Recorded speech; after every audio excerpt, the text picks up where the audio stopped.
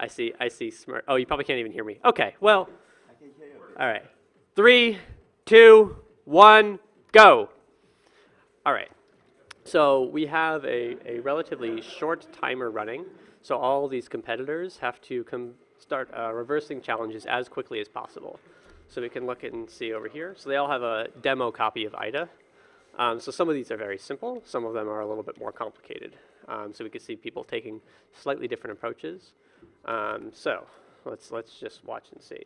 So you see Daniel Chatfield is starting to use the online decompiler rather than opening up IDA as we see GSX doing. Will, on the other hand, is going straight to just sending a whole bunch of characters and trying to see how that works. And similarly, we have other David Wong also using retargetable decompiler and trying to see his hand at that. So the purpose of these rapid reversing challenges, so they need to exploit or reverse. Right now, their goal is simply to jump to a specific function. So you can see, for example, here in David's screen, he's looked through and he's noticed that there's this execute me. So his job is to try to jump to that function. And if he jumps to that function, then he'll automatically score some points. So we see over here, we see we're already crashing the program, but we're having some trouble finding out exactly where to jump. And so it's not quite jumping where he's expecting it to. But it looks like he should be figuring that out pretty fast. We note he's using dmessage to pretty easily figure out exactly what's going on. And here we have Daniel, and he's slowly coming up with a string he expects to work. Let's see. Oh, actually, it looks like we already got a first solve. So GSX over here has solved the challenge already. So he's in first place right now. So he's moved on to the second challenge, which is more of a traditional reverse engineering task.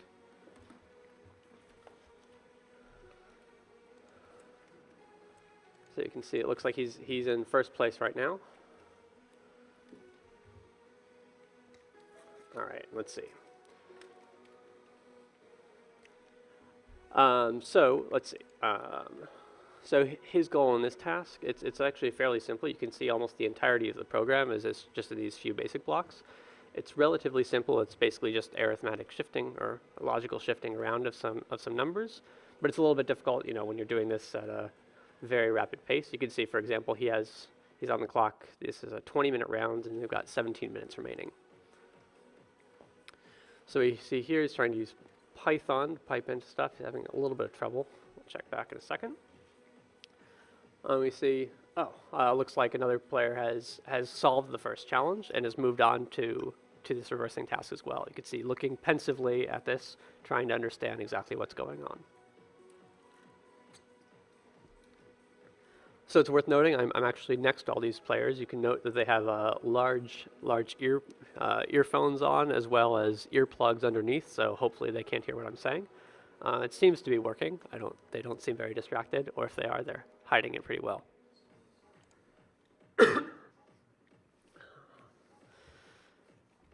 So you see Daniel over here working on this overflow problem.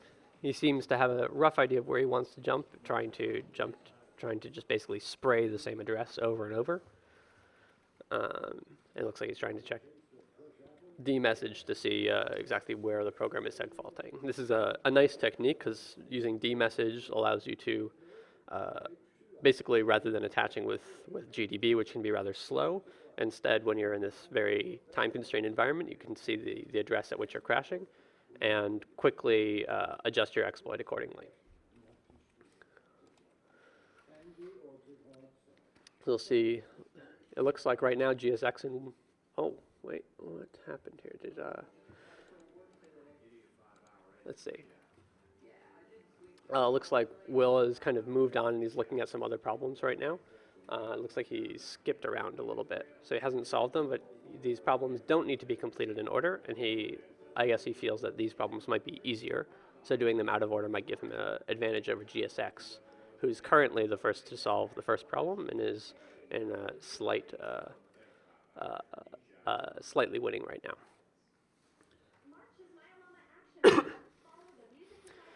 All right. So you can see he's kind of got a rough idea of what he's trying to do. He's just trying to fuzz the numbers around the target he expects to work. So again, this is a relatively simple challenge, basically just some shifting of bits, more or less. But it can be quite difficult to do this when you're under a lot of stress and trying to do this very quickly. And also feeding input to these programs is not always quite obvious. So it looks like from this program he's trying to match the value feed face in hex, and it looks like he's quite close. He's come up with feed facuf. Not quite there, but it looks like he's getting closer. So Will, on the other hand, looks like he's skipping to fire fault. So this is another, this challenge is somewhat similar, where it's also a buffer overflow type thing. Looks like he's running into some strange issues with his Python there, but he's got a seg fault, but he hasn't quite gotten to he's got the seg fault, but he hasn't quite gotten full control over the application. So you can see he's using nm right here to just find the execute me function very quickly. So that's the function he's going to try to jump to, and we'll see if he is successful. So it actually turns out, he doesn't know this and hopefully can't hear me, but this problem actually, if you just spam that single address, it will not work. It actually will try to write to an address as well. And so if you put in this address a bunch of times, what's going to happen is it's going to try to write there. This is a text address, which is read only. Well, read and execute. And so he's going to have some trouble. Actually running this, because it's going to try to modify that location and it will mess him up. All right, so let's check back over here. So it looks like we still have GSX working on this first problem. He's decided to start using Python, which is a very good choice for doing his arithmetic. So he's doing the logical shift. Obviously, he needs to AND this with something 32-bit, because obviously he's overflowing the 32-bit values. So let's see. Oh, so it looks like source has dropped. So after a few minutes of the competition, we automatically drop the source code for these challenges. So if they haven't reversed them fast enough, they can view source. So we see a couple of the players have noticed this, or a couple of the players are using this at least. All right, let's see.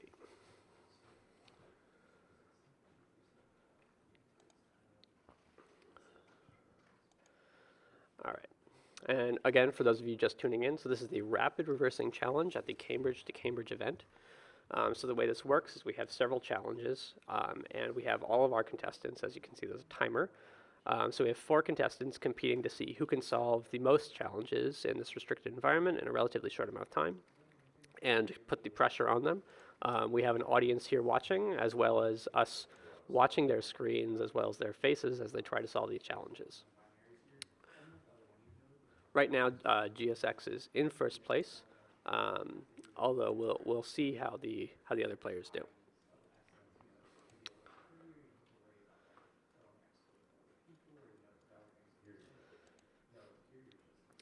So you can see several of these players have been able to seg fault. For example, we can see there's segmentation faults happening right here.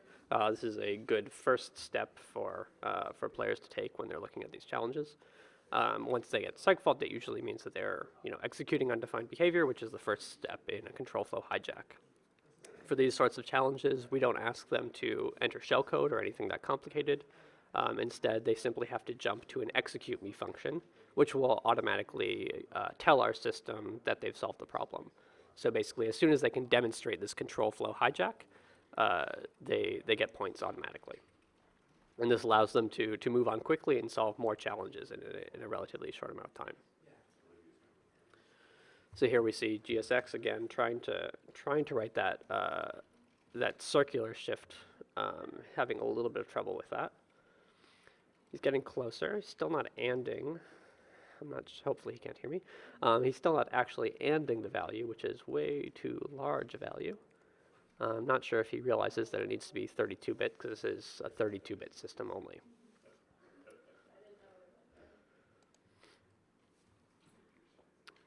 So here we see, this is Daniel. Daniel Chatfield. And so here he's actually trying to do this problem by hand, which is actually a relatively easy way of doing it. So rather than trying to do a circular shift with arithmetics and combining a left shift and a right shift, he simply took the value and took off the last 7 bytes or so, or 7 bits rather, and just moved them to the back. And now he's going to convert them back into a decimal value. Very clever solution there. So let's see how this works. Is he going to get it? Nope. Looks like he's close, not quite there. We'll check back with him in a little bit. So we can see Will here looking a little bit frustrated. He has some rough ideas of what he's doing. It looks like he's actually trying to compile something. I'm not sure what he's trying to do exactly. I'm not sure even which challenge he's working on. Let's see. Oh, so it looks like he's working on this feed face, this rapid reversing challenge as well. So he sees exactly what he needs to do, where he has this this left shift and this right shift, but he's having trouble doing the operation in reverse. Let's see how that goes. And as he's running, it looks like he's doing a brute force operation. That's a reasonable way of doing that, I suppose. And then as he does that in parallel, he's trying to work on Firefault. A great strategy for making as much use of this limited time as he can. So it seems like it's found a couple numbers, but he's still trying to make his way on Firefault at the same time. So GSX, I'm not sure if he's solved that challenge or he's simply moved on, but he's working on this next challenge. So this is called 1 in a million. So it asks you to pick a random number between 1 and a million, giving you a 1 in a million chance of getting it correct. However, it's actually seeded with a random number generated that's based on time, and it turns out it's just using time of null, which means that your values only change once a second. And it prints out the value once it's wrong, but they have to realize that basically they just have to pipe the results from one into the other, but they have to notice exactly how time of null works. It looks like he's trying to, I see. It looks like he's trying to print it out exactly. So one option would be, rather than writing your own program to do it, you could use the results in a simple bash script, but instead he's piping it exactly. Looks like he's close. It looks like he doesn't have the mod in there, so he's instead of getting a number from 1 to the million, it's 1 to 2 to the 32. So Daniel over here is still trying his hand at the rapid reversing challenge. So he's got some aspects of the circular shift down, but it seems like he might be missing something. It's possible, for example, he might be missing some leading zeros in his conversion. Not entirely sure at this point. So here we have Will also working again on this rapid reversing challenge. But we just released, it looks like he's trying hex. I don't believe it actually, this problem takes the value in as a decimal. And I guess rather than converting the number that he printed out, he's just running it again to try to get a new result. And here, again, we have someone else working on rapid reversing. Again, similar issue. This is looking like the number he's entering is much larger than 32 bits. I'm being very quiet because he's right next to me, and I don't know if he can hear me. But this number, the number he's entering is much larger than 32 bits, so he's probably done the shifting correctly, but he hasn't quite. Oh, well, actually, his shifting looks a little bit strange. He might be trying to do some sort of optimized value, but this does not quite look correct. So we'll check back a little bit. Let's see. Oh, so it looks like Will's brute force of the rapid reversing. So basically, he did an offline brute force where he just checked for a value that would complete the circular shift. It looks like that succeeded. So he solved that challenge. Good for him. So again, it looks like him and GSX are kind of neck and neck in this one. Oh, so GSX, his short little script, he added in the mod for 1 million, and he was able to solve that, which leaves him just one more challenge left, which is Firefault. So he's got a very good shot at winning this competition right now. So it looks like we have this Daniel over here, and it looks like he's going to try running this in a loop. I see. It it looks like his goal is simply to run the number 1 against the challenge and hope that at some point, if he can run this 1,000,000 times, or at least 500,000 times, he's got a 50% chance of getting it correct. A reasonable strategy. I'm not sure if I'll have enough time to run that enough, but it's a interesting way of approaching the problem.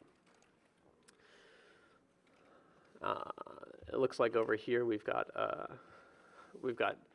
Daniel Wong also trying something similar. Looks like maybe he's also trying to do a brute force, or which challenge is he working on right now? Yeah, so he's doing the rapid reversing challenge as well, and maybe he's going to try to write some code, some of his own code to do the circular shifting. So doing the circular shifting is sometimes difficult in Python because Python is not limited to 32-bit numbers, and so it can be very annoying to do this arithmetic in that language when you're actually trying to get your end result in C, which does do the truncation to 32 bits.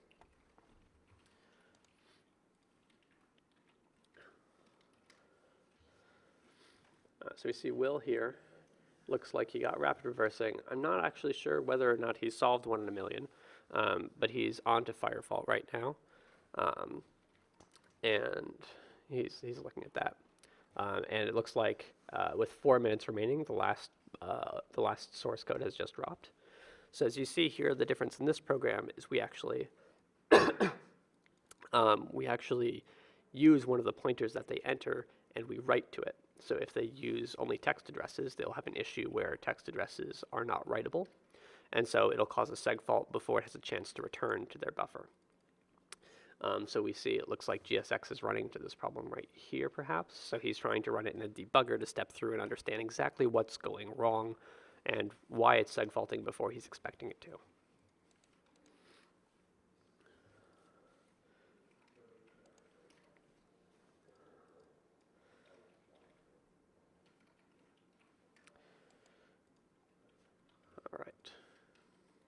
So we have just 3 minutes remaining in this rapid fire challenge. Oh, it looks like Will was able to get the 1 in a million challenge. So I believe that ties him up for GSX.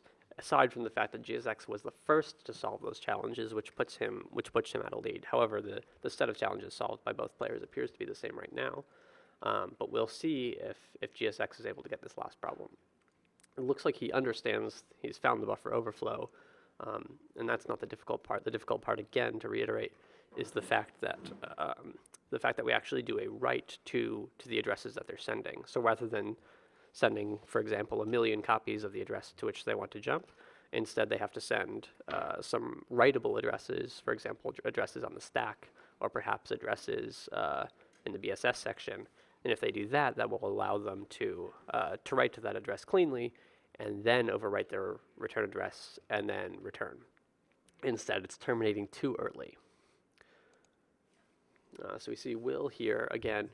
We see he's trying to write to A's followed by his address, and this has the exact same issue. You can't the address 414141 that we see it seg faulting at. That's not a writable address, and so he's coming into some issues here. He looking pensively, trying to understand exactly what's going on. So again, the issue is this done pointer equals 1 line, and so that's actually trying to, so it's actually dereferencing the memory addresses that they've overflowed and trying to write to it, and so this is causing them some issues. So we see Daniel Wong here is also looking at Firefault again. Has a similar thing. He's trying to use some no-ops, which is usually a good idea to pad your exploit with no-ops. However, right here he's not having any luck with that. So it looks like he's going back to looking at the 1 in a million program. Again, even looking at the source code for the 1 in a million program, unless you're familiar with the standard way of seeding random numbers in C, the srand time of null, it actually looks a little bit confusing. It's not immediately obvious that the numbers only rotate once a second. Again, I have to be a little quiet because he's sitting right next to me. He's the closest player to me. All right. GSX. Interesting. So it looks like he's moving along. He still has not quite gotten it. Looks like he's trying to find an address to which maybe he'll be able to write, or maybe he's just trying to make sure that his address is in memory. So it looks like Will here understands exactly how to solve 1 in a million. So as we mentioned before, it's only 8 seconds left. I don't think he's going to get it. Well, let's just wait for the end here.